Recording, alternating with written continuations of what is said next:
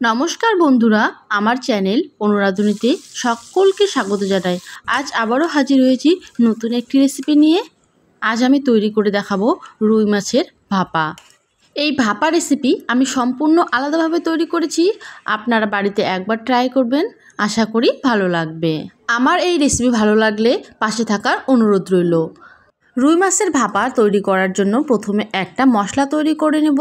তার জন্য নিয়েছি 2 চামচ সাদা সর্ষে, 1 চামচ কালো সর্ষে, 1 চামচ পোস্তদানা, আর নিয়ে নেব কিছু পরিমাণ বাদাম।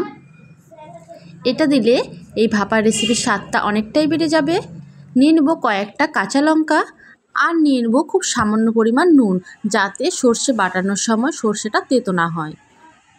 আমি এখানে 4টে রুই মাছের পিস নিয়েছি। রুই মাছগুলো লবণ আর হলুদ গুঁড়ো দিয়ে মেখে নেব। আমি এখানে মাছটা খুব হালকা করে ভেজে নেব। তার জন্য কড়াই গরম করে তাতে দিয়ে দেবো সরষের তেল। তারপর মাছগুলো একে একে দিয়ে দেব।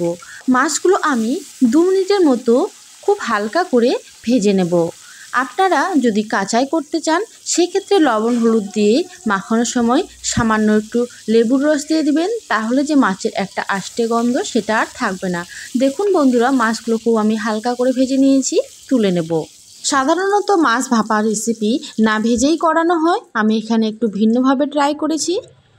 আমি যে মশলা একটা পেস্ট তৈরি করেছিলাম সেটা একটা টিফিন বাটিতে ঢেলে নেব।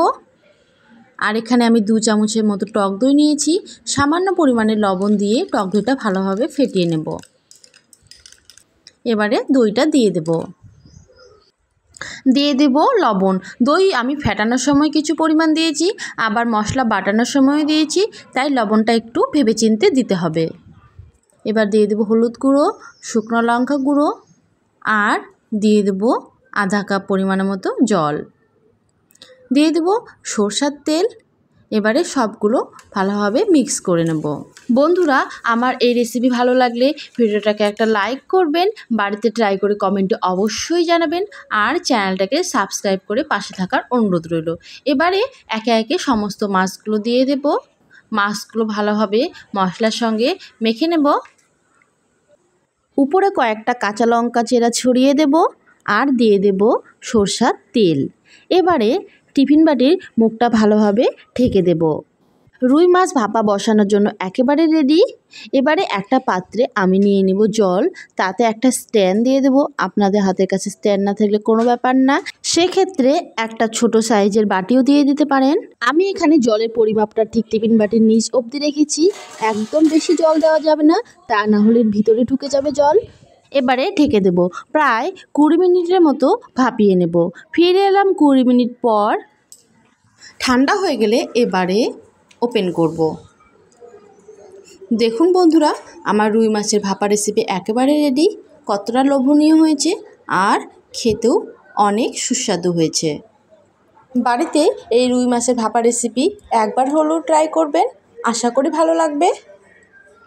আর আমাকে কমেন্টে জানাতে একদমই ভুলবেন না কেমন হয়েছে।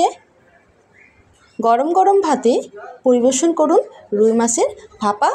আজ এই পর্যন্তই, আবারও ফিরে আসবো একটা নতুন রেসিপি নিয়ে। ভালো থাকবেন, সুস্থ থাকবেন, ধন্যবাদ।